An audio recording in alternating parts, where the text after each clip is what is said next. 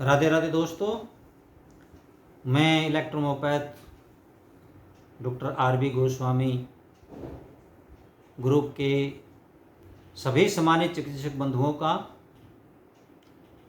और यूट्यूब पर हमारे सभी फॉलोवर्स का मैं हार्दिक अभिनंदन करता हूं। साथियों, इलेक्ट्रो होम्योपैथी चिकित्सा पद्धति के अंतर्गत हम प्रैक्टिस ऑफ मेडिसिन के अंतर्गत वेरियस डिजीज पर चर्चा करते हुए स्किन डिजीज से रिलेटेड रोगों पर हम वीडियो लेक्चर के माध्यम से चर्चा कर रहे हैं। पिछले वीडियो में हमने जो है एक्जिमा पर चर्चा की थी और उम्मीद करता हूँ कि आप सबको जो है वो पसंद आया होगा। तो साथियों, आज हम चर्चा करेंगे एक रोग को पर, और जो है वो भी स्किन का ही रोग है, जिसको हम सोराइसिस या छाल रोग भी कहते हैं। छाल जैसे त्वचा पर से सफ़ेद सफ़ेद सिल्वर कलर की पपड़ियाँ उतरती रहती हैं, उसे छाल रोग कहते हैं। देखिए साथियों, इस रोग के होने के कारण तो कई हैं, लेकिन इसका जो मेन मुख्य कारण है वो आनुवांशिकी है। इस रोग में साथियों त्वचा पर जो है लाल दाग पड़ जाते हैं। धीरे धीरे उन दागों पर जो है पपड़ियाँ जमने लगती हैं, सफ़ेद सफ़ेद पपड़ियाँ जो है उससे उतरने लगती हैं। इस रोग में जो प्रभावित स्थान है, अन्य जो है अलग त्वचा से वो स्थान जो है अन्य त्वचा से थोड़ा सा उभरा हुआ होता है, मोटा हो जाता है। साथियों देखिए, शरीर में जो है प्रतिदिन हमारे बदलाव होते रहते हैं त्वचा के अंतर्गत। उसमें क्या होता है कि जो पुरानी सेल हो जाती हैं वो उतरती रहती हैं और नई सेल उसके नीचे बनती रहती हैं। ये प्रक्रिया है, पुरानी सेल जो शरीर से उतरी और नई सेल वहाँ पर दूसरी आ गई। लेकिन कई बार क्या होता है साथियों, हमारी जो पुरानी सेल है वो उतर नहीं पाती और जो नई सेल बनने वाली है उनकी प्रक्रिया में, उनके प्रोसेस में तेज़ी आ जाती है और वो जल्दी जल्दी जो है सेल वहाँ पर यानी 3-4 दिन में ही बनने लगती है।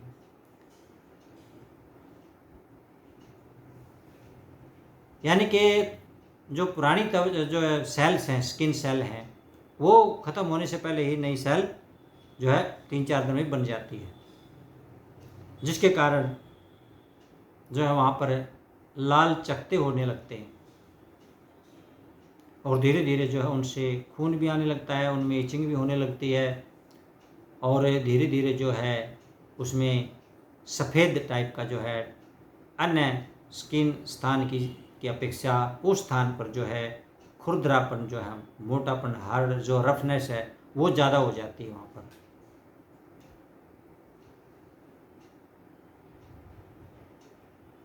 और इचिंग इतनी ज़्यादा होती है, अगर उसको हम खुजालें वहाँ से तो उसके अंदर से रक्त आने लगता है।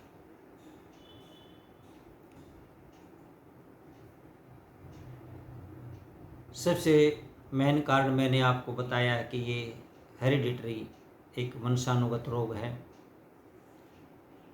दूसरा जो इसका कारण है वो त्वचा में नमी की कमी होना इस रोग का कारण हो जाता है। त्वचा में जब नमी की कमी हो जाती है तो नई सेल पुरानी सेल का जो प्रोसेस है वो जो ठीक तरह से जो है वो वर्क नहीं कर पाता हो पाता उसका, जिसके कारण ये रोग बढ़ जाता है। और जो है कुछ लोग ऐसे भी होते हैं जो अपनी त्वचा का ठीक प्रकार से जो है देख रेख नहीं करते हैं, देखभाल उसकी नहीं करते हैं। जैसे ज़्यादा तेज़ धूप है तो उसे प्रोटेक्शन जो है त्वचा की नहीं करते हैं, और धीरे धीरे जो है वो इस रोग की तरफ बढ़ने लगते हैं। सुबह उठ करके जो लोग हल्की धूप अपनी त्वचा पर लगा लेते हैं, नहीं लगाते हैं, और ये तो कारण है ही है। दूसरा कारण जो है इसका विरुद्ध आहार। विरुद्ध आहार का मतलब ये है कि साथियों, अगर कोई मान ले पित्त प्रकृति का रोगी है और वो पित्त को बढ़ाने वाले भोज्य पदार्थों का सेवन अधिक मात्रा में करता है, ज़्यादा चटपटे, तीखे, मिर्च मसाले,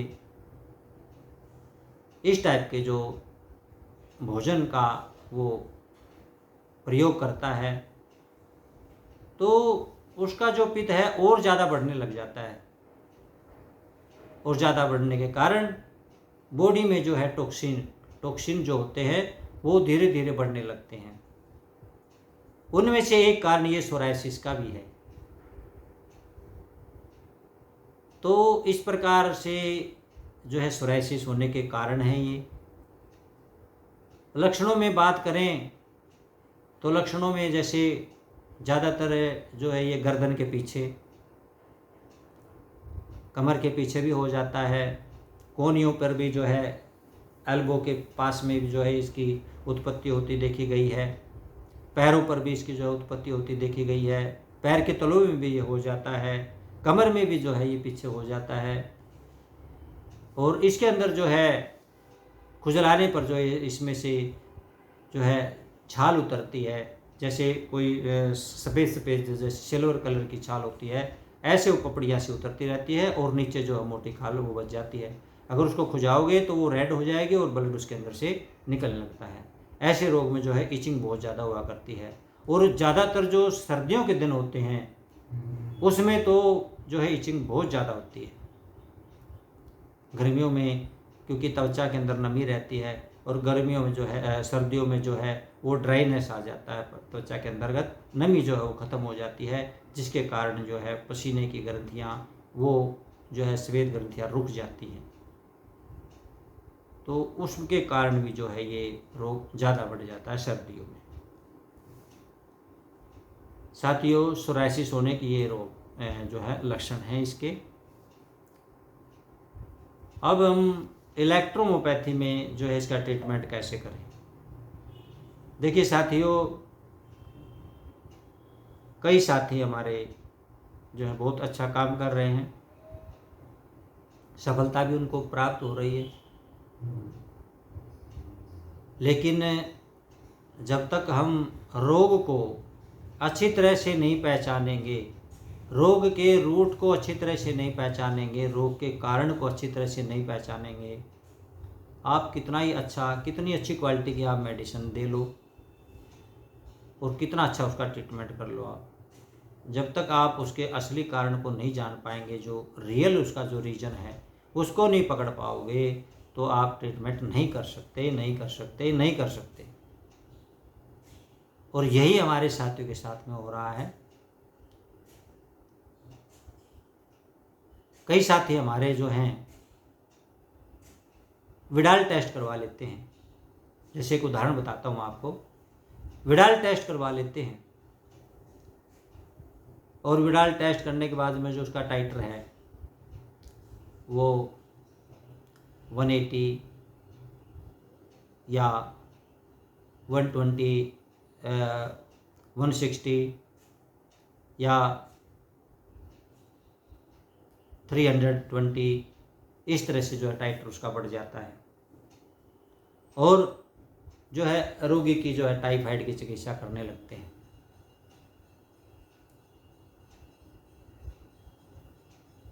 क्योंकि साथियों, जरूरी नहीं है कि विडाल टेस्ट पॉजिटिव आए तो वो रोग उसको टाइफाइड है ही। यह भी हो सकता है कि उसको टाइफाइड पहले रहा हो, अब ठीक हो चुका है,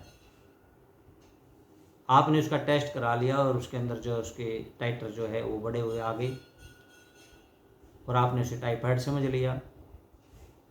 उसको कोई किसी प्रकार का सिम्टम्स नहीं है, उसको भूख भी अच्छी लग रही है, उसको बुखार भी नहीं है, उसको कोई बॉडी पेन वगैरह भी नहीं है, फिर भी आप उसको टाइफाइड का ट्रीटमेंट दे रहे हैं और उसके बाद में महीने 2 महीने बाद आप करवाते हैं तो वही पर सिचुएशन मिलती है। जब उसको टाइफाइड है ही नहीं तो आप उसको कितना ही दवाई जो है टाइफाइड के दे जाओ, कितने देते रहो, वो तो उतना ही रहेगा उसका। दूसरा, उसका कारण ये भी हो सकता है कि उसको चिकनगुनिया हो या डेंगू का लक्षण हो या मलेरिया का उसको लक्षण हो या कोई और इन्फेक्शन हो, तो उसके कारण भी जो है टाइफाइड जो है ये एंटीबॉडीज बॉडी में बन जाते हैं और वो टाइटर में दिखते हैं जो के तो साथियों, जब तक हम कन्फर्म टेस्ट नहीं कर लेते उसका टाइफाइड का, तब तक उसको टाइफाइड की दवाई आप मत दें। उसको जब टाइफाइड है ही नहीं तो उसकी आप चाहे 2 महीने या 6 महीने या 6 साल तक आप उसका ट्रीटमेंट करते रहो, कोई लाभ नहीं होने वाला।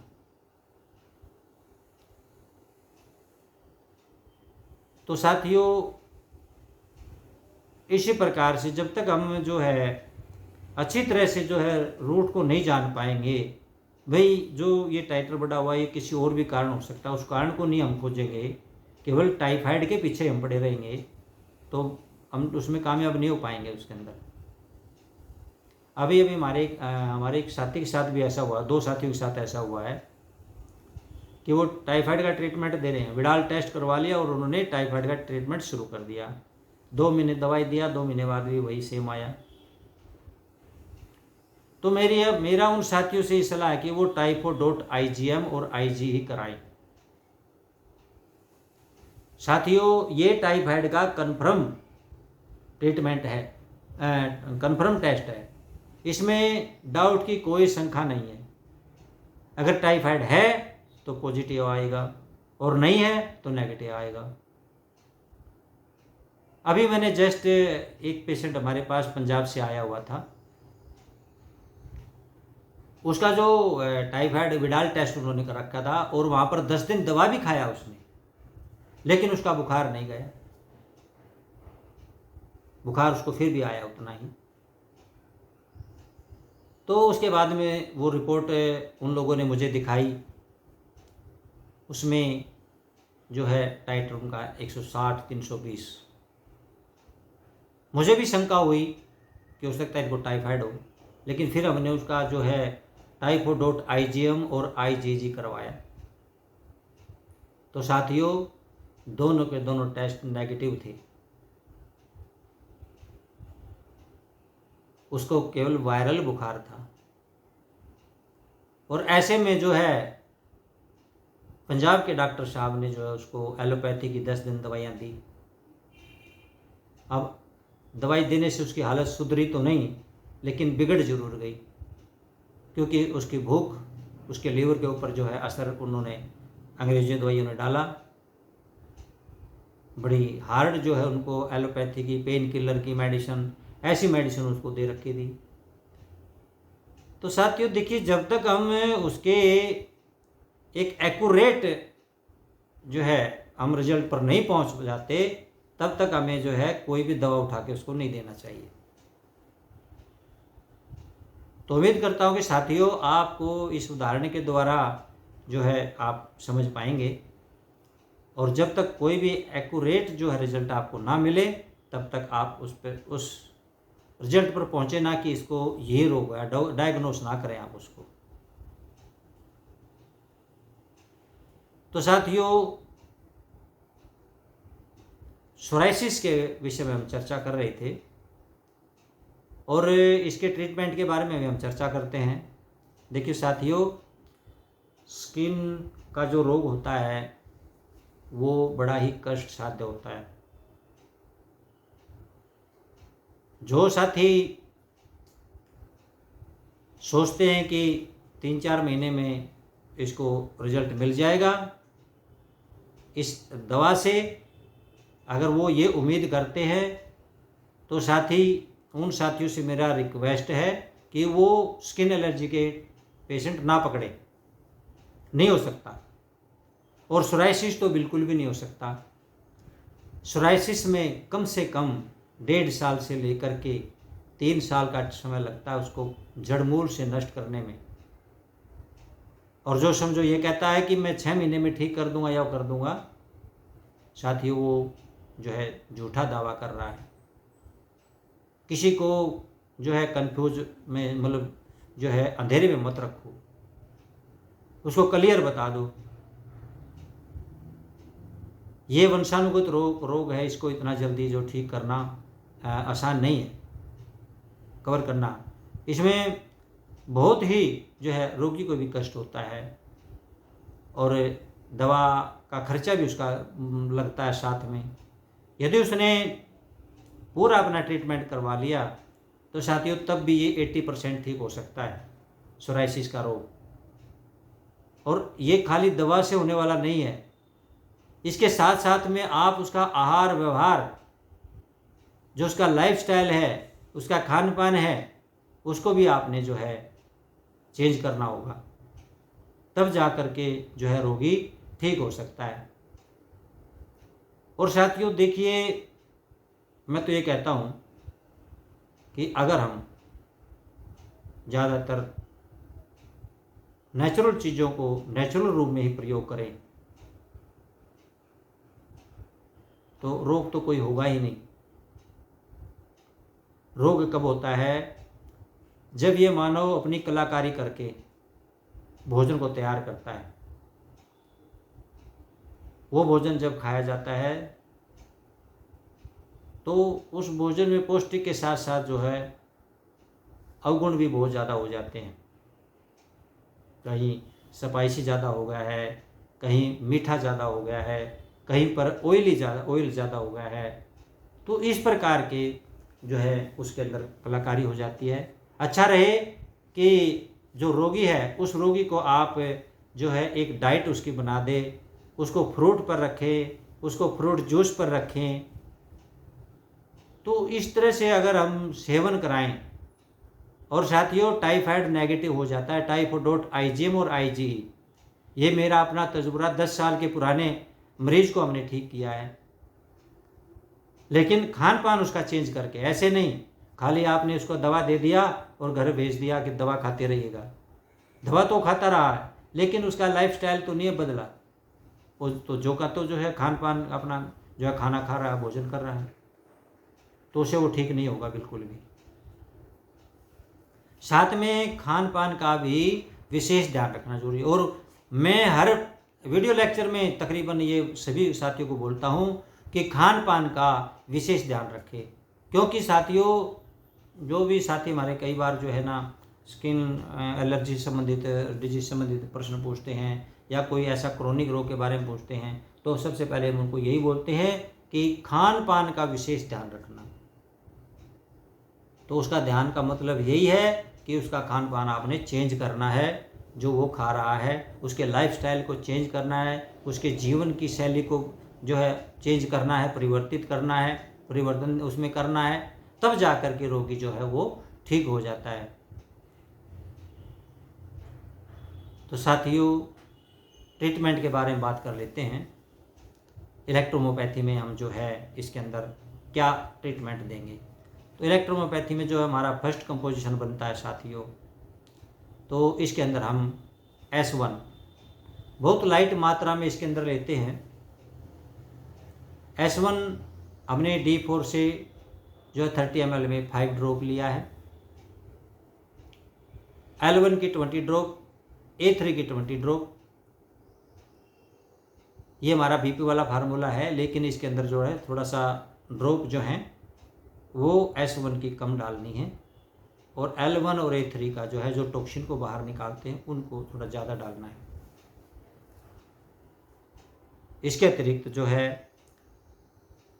BC की 10 ड्रॉप लेनी है, और वर्मीफेगो 1 इसकी भी जो है 10 ड्रॉप लें 30 ml में D4 से। बाकी का डिस्टिल वाटर डाल करके जो है इसको स्ट्रोक लगा करके पेशेंट को 10-10 बूंद दिन में 4 बार दें। दूसरा हमारा कंपोजिशन हम यहाँ पर देते हैं तो C3, और क्योंकि हेरिडिटरी वंशानुगत रोग भी हो सकता है तो वहाँ पर विनेरियो 1 भी हम जो है इसके अंदर प्रयोग करेंगे, और ग्रीन इलेक्ट्रिसिटी का भी यहाँ पर प्रयोग करेंगे।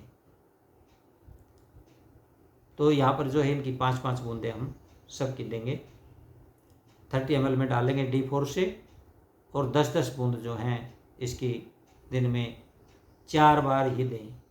साथियों, स्किन एलर्जी से जितने भी संबंधित रोग हैं उनको उनकी चिकित्सा जो है धैर्य के साथ करनी चाहिए, क्योंकि आप ये सोचें कि जल्दी में इसका कोई रिजल्ट मिल जाएगा, इतना जल्दी रिजल्ट नहीं मिलता है। ना तो कोई बीमारी जो है वो अचानक से होती है, और ना ही कोई ऐसी बीमारी है जो एकदम से ठीक हो जाए। डेवलप होने में और उसको समाप्त करने में दोनों में जो है समय लगता है। तो इसकी भी जो है 10-10 बूंद दिन में 4 बार रोगी को दें। इसमें जो है बात के लिए साथियों S1, L1, C5 और A3 ये D3 से लेना है। D3 से लेकर के 15-15 बूंद जो है 30 ml में मिला देनी है, और 60 बूंद जो है 20 लीटर हल्का गुनगुने पानी में डाल करके उससे जो है रोगी को स्नान कराएं। और साथियों, लोकल अप्लाई के लिए जो भी अफेक्टेड एरिया है उसमें A2C5S5 वर्टू GE और विनेरियो 1 यहाँ पर इसका भी प्रयोग कर लीजिए। तो ये हमारे पास जो है 6 मेडिसिन हो जाती हैं। 10-10 ड्रॉप D3 से जो 30 ml में 27 ml में लेना है, और इसमें जो है साथियों कोकोनट ऑयल में इसको मिला करके 1:9 के रेशियो से मिला लें। जितने भी 10 ड्रॉप आएँ या 12 ड्रॉप आएँ, इन सभी मेडिसिन का जो है कोकोनट ऑयल में मिला करके रोगी को शाम को जो है उसको लगा दें, सुबह भी उसको हल्का सा लगा दें, और खान पान का विशेष ध्यान रखते हुए उसकी चिकित्सा करें। तो साथियों, एक दिन में तो ठीक नहीं होगा, लेकिन एक दिन जो है वो 100% जो है तकरीबन जो है इससे 80% तक जो वो ठीक हो जाता है इससे। ये हमने जो है काफ़ी हमारे साथी जो हैं इसमें सफलता प्राप्त की है।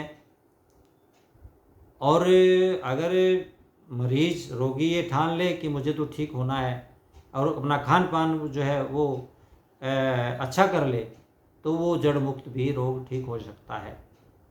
तो साथियों, आज का हमारा ये वीडियो लेक्चर था सोराइसिस डिजीज से रिलेटेड। आपको कैसा लगा अपने कमेंट्स बॉक्स में जो है ज़रूर दें। इसी के साथ साथियों, राधे राधे। और हाँ साथियों, जिन साथियों के पास में जो है हमारी न्यू EH बुक अभी तक नहीं पहुंची है, वो कृपा करके अपनी बुक जो है ले ले। बुक अब समाप्ति की ओर है, कुछ बुकें बची हुई हैं।